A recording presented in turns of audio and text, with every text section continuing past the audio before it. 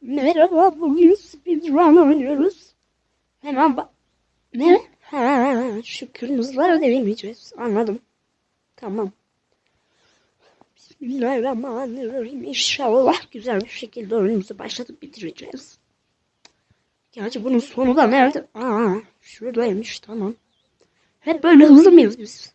Gerçi hızlı olmazsak nasıl geçeriz? Öbür tarafta yavaşlar herhalde. Lan? Başlamaya başlayacağım ben. Tamam hadi yaparız. Ama orası çok şey yani. Çok arasında boşluk vardı. O yüzden geçememiş olabilirim yani. Kıyak geçelim lütfen. Ben nerede ölmüştüm? Ben burada mı ölmüştüm ya?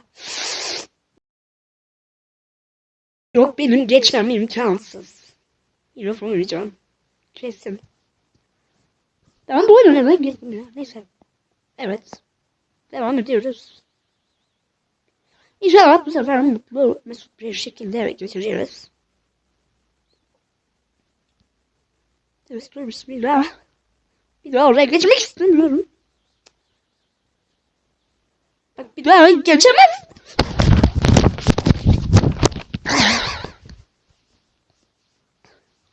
Gireceğim. Sakinim. Ne sakinim? Siz kimsiniz? Ben üzerime çıkıyorsunuz ya. Pardon.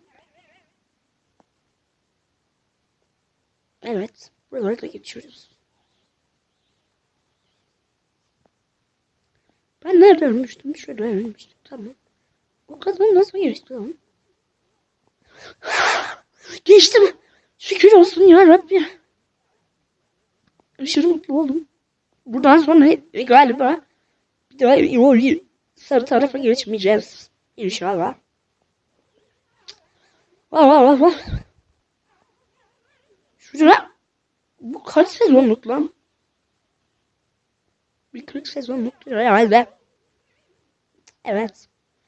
Yine böyle bir şeye bastık. Şimdi tam bir yere geçtik. Kaç renk lan burası?